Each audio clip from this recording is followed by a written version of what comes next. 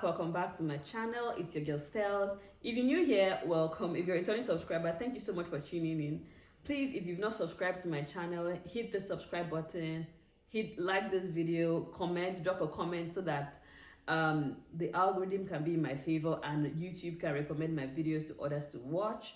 I promise you it's going to be beneficial. It's what I'm going to tell you about now is something I've tested and I've tried and it's true.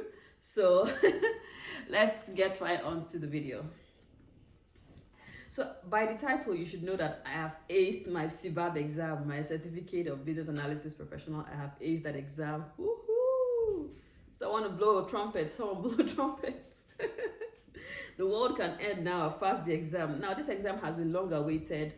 I was supposed to have written this exam like last year because I came into Canada last year, February, and me coming into Canada, I was supposed to go the business analysis route. Before I left Nigeria, I started a program with Certification Edge, and I was supposed to complete that program and write the Cbap exam for, I paid, I think, over 200,000 just to be in that program, and I didn't complete the program then. Then I had friends who also were bankers in Nigeria who came into Canada that wanted to switch to that intended to switch to business analysis, and most of them have written the Cbap examination. And when you roll with like-minded people, they try to gear you towards doing it, and they'll be like, Stella, you have to do the certification. It's not as difficult as you think. I was like, you sure? So now I'm going to tell you why I did it now, the process, my application, because everybody's always scared about rejection.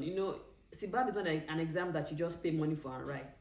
You have to apply, put in your qualifications, and if you meet the requirements, that is when they grant you access to write the exam. That's why people are like, some people even pay professionals to help them register. So I'm going to tell you my application process, the things I did to ensure that my application got approved. So stay tuned for all of that, and how I prepared for the exam and how my exam went, because I did not go in person to write this exam. I did the exam in the comfort of my home. It was a proctored exam. So stay tuned, and we're going to talk about all of that. So why did I decide to write this exam now? My own, there's always a reason. So I thought about writing this exam again around just slightly after my birthday, around June. But I didn't, start preparing. I just told my friends, if you have materials, just send to me, let me prepare, just let me read. So my friends that had materials were sending me some materials to just go through, and also they have some things you can actually read up on. The Babok, I had the Babok for the longest, but I think I just collected the version 3? I think that's the latest one. I just collected the latest version to go through. I also had materials from my program in Nigeria, the Certification Egg Pro. I had textbooks, actually 4 textbooks on the different knowledge areas, and I also had like a question bank from that organization, but I never went through the question bank, and I didn't finish the model. So when I got my job, with my current financial institution, there is a HR program where you are allocated a particular amount by the year, and as in at the beginning of the year, and if you write an exam, they pay you back based on the budget. So I was like, okay, let me speak with my manager and see if because I didn't start with them in the beginning of the year, and I spoke with my manager that, okay, see, there's this course I would like to do. It will be beneficial to us, the team, and also for my career, growth. My manager was like, okay, how much is it? So I went to check how much it was. No, the exam is $505, but there was a sale. That is, if you become a member, there's a discount where you get a reduced amount to write the exam. Now, my membership fee, $100 and something. So if you pay the membership fee, you don't have to actually pay the membership fee to write the exam, right? Or to apply for the exam. You can apply as a non-member. But me, I wanted the perks of being a member. That is why I applied as a member.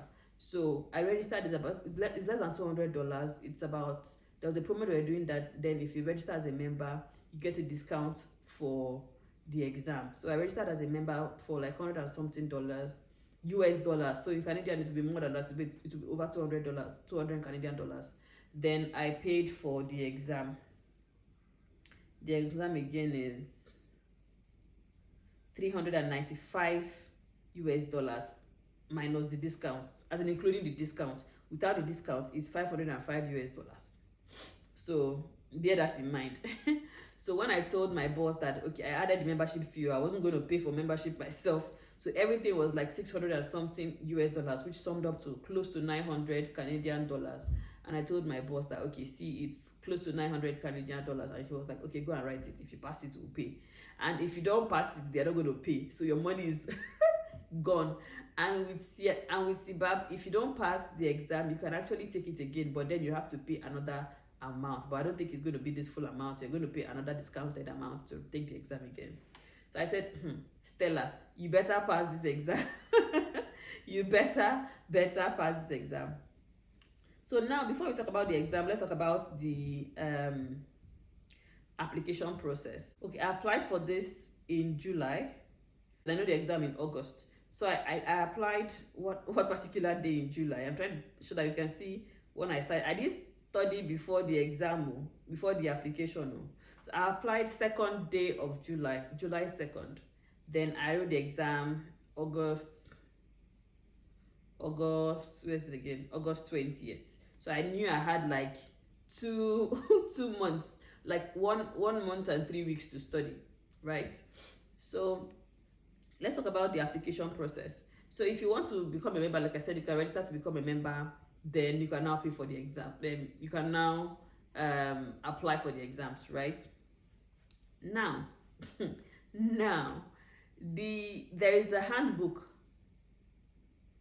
You have to download that handbook, because that handbook will give you a step-by-step guide on how to apply, on how to, the eligibility criteria and how to apply for the Cbap exam. That handbook was my go-to. People even pay people, like people actually go to the extra amount to pay people to help them and apply for this, to do this application. So I'm going to show you step by step on how I applied so that we can look at it together. So it can help you when you're applying for yours, right?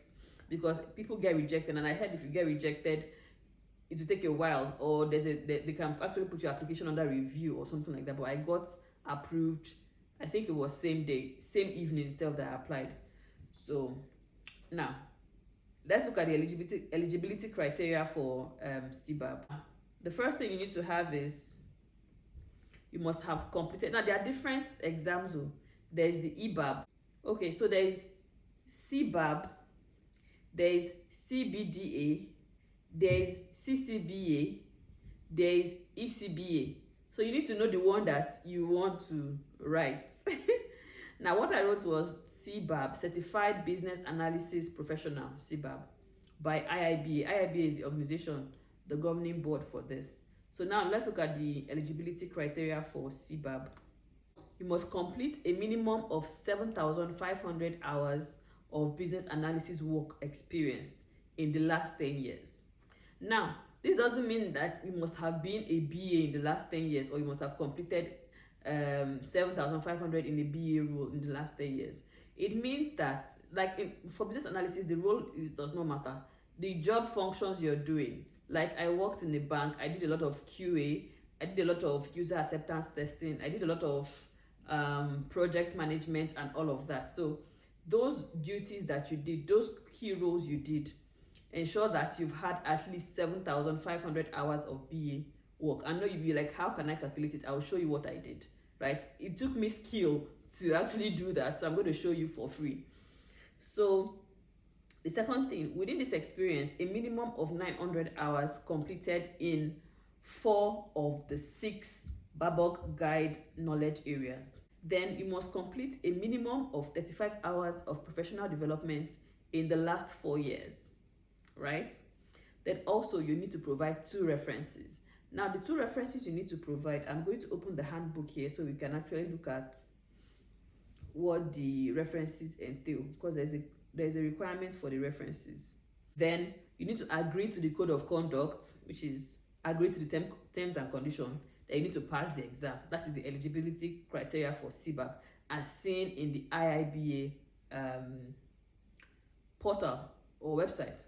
Now let's go into the handbook. I want us to read some specific things from the handbook before we go ahead, and I will show you my application and how I was able to get it approved swiftly. Okay, so then let's look at the handbook. Now we're looking at the breakdown of the eligibility criteria in the handbook. Now the first thing we're going to look at is the 35 professional development hours within the last 4 years. Now, you will not just say you did a course in one something something something. It has to be an organization that follows the principles and guidelines and training standards of the Babok Guide. Okay, it has to be an IIBA endorsed educational provider. So you cannot just do a random course in business analysis for you to qualify.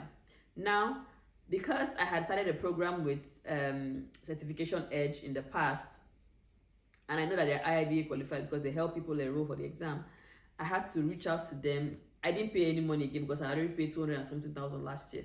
I had to reach out to them and tell them, okay, I'm ready to write this exam. Can I complete the model? And they gave me 2 weeks to complete the model. So when I registered on the 2nd of July, after this, I got approved to after I had paid the membership fee, I now reached out to them the next day and they gave me access to their portal to go back and finish my model. So I used 2 weeks to finish that model. So you have to ensure that the 35 hours, they call it PDUs, of professional development hours is from an IIBA endorsed educational provider. Now, there's this particular guy on Udemy. He used to be on LinkedIn before, but I don't know why he left LinkedIn. So I have done a couple of self-development on business analysis on LinkedIn, but those ones will not count for me because they are not certified IIBA, education provider. But that Igor, he's on Udemy. So if you go on Udemy and search business analysis Igor, I think it's IGOR, you will see it there, and it's 35 hours PDUs. So you can pay for that and do that program with Igor. Now, on Udemy as well, you can actually apply for financial assistance. There's a financial assistance program they run. So sometimes they can allow you to do that program for free, or they will discount that program for you. So I did finish that program. I started that program with Igor because I wasn't sure that my Nigerian institution, that's Certification Edge, was going to grant me permission to complete the program. But when I realized when they said they were going to grant me, I discarded the one with Igor. But I got the financial aid when I applied on Udemy. I got for a particular discount. I didn't get for everything, but because it's not even expensive, I think it's less than $50 or so to do that course with Igor. So you can invest and do that one as well. So after the 35 professional hours, the second eligibility criteria on the handout is 7,500 work history within the last 10 years. So like when I wanted to register with Certification Edge, they told me that then I was still in Nigeria. I had over 8 years working experience in the bank and I qualified. So it doesn't have to be 10 years, right? And it doesn't have to be even 8 years. You should have a number, I think above 5 years, then 7,500 hours. Then you need references. Now let's talk about the references. The 2 required references should know you for at least 6 months, and they can be certified. They can be CCBA or Cbap, a career manager, or an internal or external client. And references must provide a work email, not Gmail or Hotmail. So any references you're using is either the person is Cbap certified, is the person a career manager, or like a client, either internal or external client. Then the person must also provide a work email. They want to be sure that this person is a working person. It's not, don't provide Gmail or Hotmail. These are the things. If you do these things in your application, maybe you provide Gmail or Hotmail, they might bounce your application. So ensure that you are following the criteria as listed. Then if you're not eligible for the Cbap, you might qualify for the ECBA or the CCBA. So if they do not approve your application for Cbap, that's not the end of the world. You can do the ECBA or CCBA. Then after that, you can now apply for the Cbap. But it's better to get it once and do the Cbap, so you know that you're certified. You've done the eligibility criteria. Now I want to show you my application. I'm going to read it out. I'm not going to show you my screen. I'm going to read it out and tell you what I did and how I applied. Okay, so let's do a breakdown of my application. Now, the first one is professional development, which is the course I did with Certification Edge, because after the 2 weeks I completed the model, they gave me my certificate that I've completed the model. So under professional development, I put 48 hours. You know, you're expected to have 35 hours of professional development. So I put 48 hours, which is roughly 6 days. That's an 8 hours for 6 days, because I did 3 weekends, I think, then about 8 hours per day. So that was how I was able to categorize it, that I did an online course, because it wasn't in person, it was online. I did an online course for 48 hours, and I put the date I started it there. Then my work history. Now, I have worked in several organizations, right? I've worked in several organizations, and I didn't say, oh, because I did customer service here, or because I did this thing here, it won't count. I put everything. Say they said within the space of 10 years. So I put as at 20. I didn't put my NYSC because I did NYSC in 2011. I don't old. So I didn't put my NYSC there. I put my first job, which was in 2013. I put that I did 140 total working hours there. Then for my next job, which was in the bank, I put 8,000 working hours.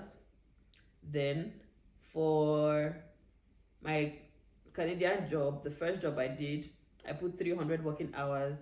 And the job I was, before this one, I put 190 working hours. So in total, I put 8,630 work hours, and I've worked, they say within 10 years. So that's from 2013 to 2023. So within 10 years, I put 8,630 work hours. So it now depends on you how long you've worked. People just assume that, oh, because they put 7,500, it has to be the max. You can see that I put 8,630, and my application got approved. Then professional activity. Now, if you plan to write Cbap, there are some things you should be doing already. Like, first of all, you need to enroll in a professional course on business analysis by a certified IIBA provider. The project was published by my head of department while I was in school, and I have a link to the publication. So that was what I put as my professional activities here. So I put the link to that publication, details of that publication. It was not even about business analysis, to be honest. It was just a published journal. So if you have any published work or published article or journal, it could serve as professional activity. So that is what I put as professional activity. And I put 30 hours in there. I put 30 hours in there. So it worked for me. For volunteer service, I just put 12 hours. I currently volunteer with the City of Waterloo. So if you plan to write your Cbap, if you just want to build these points, you can, enroll in any charitable organization, or if you're you want to just, go to your city and volunteer, or you don't have to go there in person. You just go to your city's website and, click on volunteer. I had all of this in mind when I came to Canada. So that is why I started doing all of these things before this particular day. So I put that I have done 12 hours with the city program for volunteer work. Then self-directed learning. I now put in all I put in the 4 core programs I did on LinkedIn. So aside from the online course I put in professional development, segments, there's also self-directed learning. That the professional learning is like a classroom learning, either it's online or either it's virtual or in person. But this one, self-directed learning, is what you yourself have tried to improve as a business analysis professional. What have you done? So I have done 4 courses on LinkedIn, and in my previous organization, we had free LinkedIn membership. In fact, with the City of Waterloo Library, I think you have free access to LinkedIn, so you can do as many courses as possible. I didn't pay for any of that. So the courses I did was, the first one was studying for the Certified Business Analysis program. Second one is what is business analysis. Third one is project management fundamentals and business analysis. Then the fourth one is embracing an agile mindset, something. So I just put, they're all like 1 hour program. So I just put 1 hour for each of those LinkedIn courses. So I did 4 courses with within the framework of business analysis, and I have 4 hours for self-directed learning. Now, lastly, I think that's the last thing on this list. Formal academic education. Now, for further academic education, now I currently am rounding up my diploma in business analytics, right? But I did business administration. I did an MBA in business administration.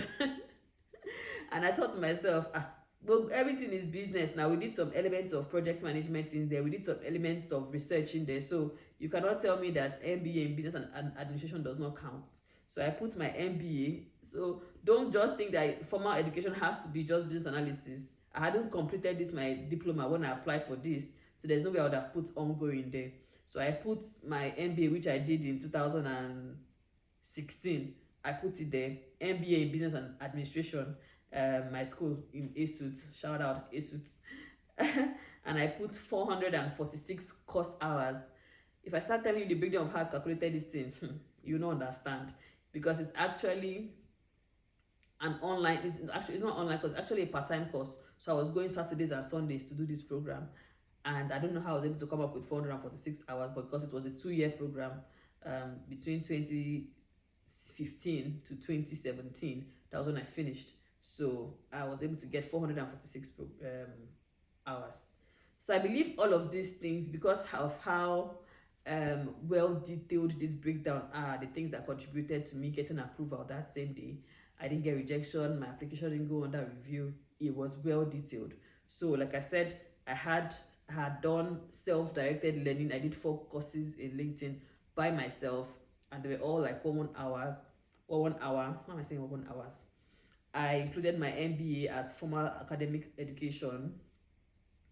I included volunteer service. I did 12 hours in volunteer service because I'm currently volunteering with the City of Waterloo. Professional activity, like I said, I included the journal, and I put 30 hours for that, because that got me, the research and all of that. That's the time I invested in the research and all of that. My work history, I put a total of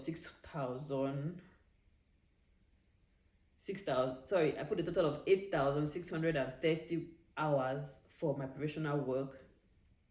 Then with professional development, I put 48 hours in an online program that I did. So I submitted all of this, and I got an approval same day. Now, after I got the approval, now I was at a dilemma, because there's no exam center in Waterloo, Kitchener. And I said, do I have to now go all the way to, I think the nearest one closer to us is Mississauga, to go and write this exam? And I started asking people, people like discouraging me, Stella, don't do proctored exam. Proctored exam is where you have, like, your camera is on, there is an examiner, proctoring you, watching you until you finish the exam. Stella, don't do proctored exam. Internet may fail, the examiner might be, too strict and rigid. You might lose points for, staring or something. People were just discouraging me from doing the proctored exam. That's the online exam. I was like, I'd rather do that one than go all the way to Mississauga to go and write this exam. So I registered for the proctored exam, and before the date of the exam, you have to do a test on your system. So ensure your internet is good. Ensure you get better internet. If you're not sure of your Wi-Fi, please get a cord and do I've forgotten what they call it, and the one you plug the cord to your laptop and ensure that it's working very well. So I ran a test on my laptop some days before, and I passed the test successfully. The morning, then you also need a headset, or no, headset is not compulsory. You need a camera. Now the camera on my laptop is blurry, so I had to get an extended, an external, camera, which I placed on my laptop for the exam. Now, what else? Okay, so on the date of the exam, then I also got a headset. On the date of the exam, I tried to do the test again, because you can do the test about an hour before the exam. After an hour before the exam, you can't do the test on your laptop again. So about an hour before the exam, I tried to run the test on my laptop, and it failed because of the headset. I think it has this noise cancellation thing that was affecting the program. So I had to disconnect my headset, and I just used the audio, from the laptop and my camera. Now, for the exam is 3 hours long. Now, in that 3 hours long, I have to log in at least 15 minutes before the exam, because you need to do some checks with the examiner before the exam. Now, let me explain how my own work. Okay, let me talk about preparation for the exam before I talk about the exam. So, like I told you, I had some materials from my previous program that I did with Certification Edge. However, if you go to exam topics, examtopics.com/exams with S/IIBA /CBAP Cbap /VIEW / you will get some questions which I believe came out. Like, guys, you get some questions, study questions that you can practice, but I don't think you will get up to 200 questions. But it's something, like, it is actually something, because most of these questions came out, and this is very recent. This one was last updated September 30. You know, the questions for Cbap were last updated September 30, which is just how many days ago? So it's saying 1 to 500 questions, but by the time you get to, like, maybe question 150 or something, to tell you to subscribe or pay for something. So I didn't pay for it. It's saying free, by the time you get a particular number, it's telling you to pay. I didn't pay for it. I didn't pay for Jack. I read what I could read here, then went to go and practice and study on my own.